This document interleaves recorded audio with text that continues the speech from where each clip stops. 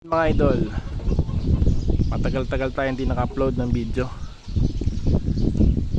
At ito share ko lang, mabilisan lang. Yan, gumawa tayo ng 5.8 na Omni antenna. Yan, katatapos ko lang mga idol. Bali, nag-tune pa lang ako. Ayan. Ito yung pinakauna kong gawang Omni. Bukod sa J-Pol, nag-ano na tayo, nag-i-improve ang ating paggawa ng antena. From J-Pol, nag-dipole din ako, hindi ko lang nga na-vlog. At dipole, sunod ay ano ba yung ginawa natin sunod? Nag-directional tayo. Yan, directional, ito yung gawa natin. Una yung UHF. Yan, yung J-Pol ko sobrang kunat nyan. Talagang hindi ko i-dispose yung antenna yan. At yung directional natin 9 element na may rotator. Yan, yan yung mga antenna natin na malalakas. At ito yung Omni, maganda rin siya. Ang ganda ng SWR nya. Kaso natono ko siya sa 142, 141, 142. Sobrang ganda ng SWR nya, halos flat 1 high power. Yan, di pa nga siya tapos mga idol. Ito nya, nakalabas pa yung loading coil natin. Yan. Tapos yung pacing coil, wala pang balot dyan. Tsaka maliit lang yung ginamit ko na square boom, 1 inch lang yan. Dapat 1 and 1 half yata yun mga idol, yung square boom. Dahil yung malaki dito, kaya pero matibay naman siya. Pero yung loading coil kasi dapat sa 3/4 siya nakaikot. Pero tama, nasa 3/4 naman to. Pero naglagay ako ng palaman. Yung 3/4 natin hanggang dito lang. Sa loob nyan, yung 1 half natin na PVC. Yan. At BNC pa din yung ginamit natin. Alam, pangit nga na pagkasolda ko kasi hindi dumidikit. Wala tayong soldering paste kaya nahirapan ako. Pero ayusin ko to. Importante dito ay maayos ko muna yung SWR nya. Yan.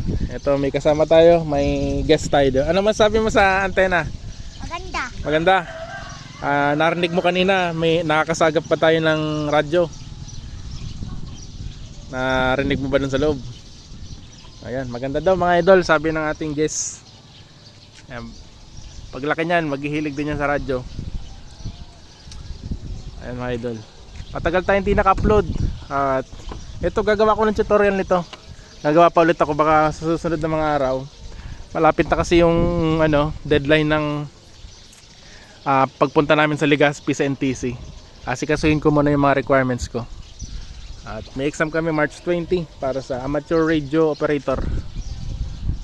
Ayan, yung atin, ano ko na lang, sabihin ko yung sukat nito. Marami naman may tutorial nito kay Captain Alas, kay Tito Chris. Ayan, sino pa ba?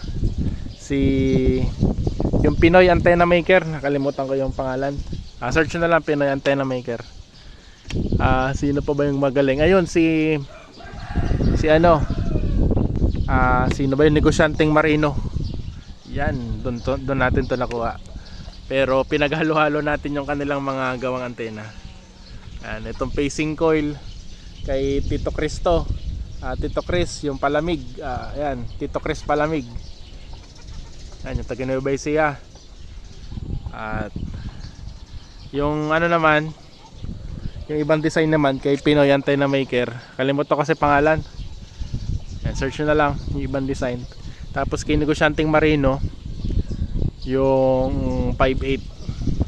Yan yung mga element. Kaso nagpuputol-putol pa ako kasi nga nagtutune ako.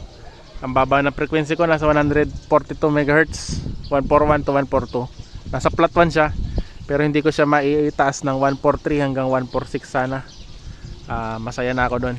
Amateur frequency. Yan, naka dito muna, naka tripod lang. Susubukan ko to. Pupunta ako ng mga 5 kilometer kung gaano kalinaw. Yan mga idol. Subaybay nyo, gagawa ko ng tutorial nito. Kulang pa kasi materialis natin, pero napagpwede naman. Yan. Panoorin nyo yung video ko, yung mga ibang video ko habang wala akong upload. Marami ako dyan mga upload na antena. Pangbaguhan na antena. Gawa ng mga baguhan lang yan. Pero masaya magpagawa. Masayang gumawa pala. Ayan. Pero kung gusto niyo magpagawa, syempre mas less hassle sa inyo yun. Sobrang nakakapagod kasing gumawa, lalo na yung pag-tune. Hindi madali, sobrang hirap. Kaya hindi agad-agad napapaganda yung antena. Ayan. Pag na-perfect ko to, sigurado gusto kong gumawa para sa inyo. Gusto kong gawan kayo ng antena kasi masarap sa pakiramdam yung antena mo ginagamit ng iba, at lalo na kung maganda yung SWR. Ayan, maraming salamat sa mga karadyo natin ulit. Kay Tito Chris Palamig, kay Negosyanteng Marino, kay Pinoy Antenna Maker, kay Captain Alas. Yun, galing si Captain Alas. Ang basic ng turo niya, talagang hindi ka mahihirapan. Wala nang paligoy-ligoy sa kanyang sukat, ay mga pagsukat ng antena. Ayan. Lalo na si Tito Chris Palamig, yan, magaling talaga. Sobrang galing kahit sa electronics. Lagi ako nanonood dyan. Shoutout sa iyo, Tito Chris. Lagi kong pinapanood yung mga video. Maraming natututunan. Ayan. Sino? Shoutout? Ay, Higante. Higante ano? Sino ba si Higante? Yung gumagawa ng antena, no? Yan, kung di nyo pa alam, yan, Higante ang brand ng mga antena ng ginagawa ko. Ilalagyan ko yun ng sariling brand para alam natin kung saan galing. Kung may ibabash kayo kung pangit yung antena, yan, ito yung may gawa. Yan mga idol, maraming salamat. Hanggang sa muli. Sana masaya kayo sa inyong pagradyo at mabili nyo na yung mga radyong gusto nyo. Yan. Hanggang dito na lang ating video. See you.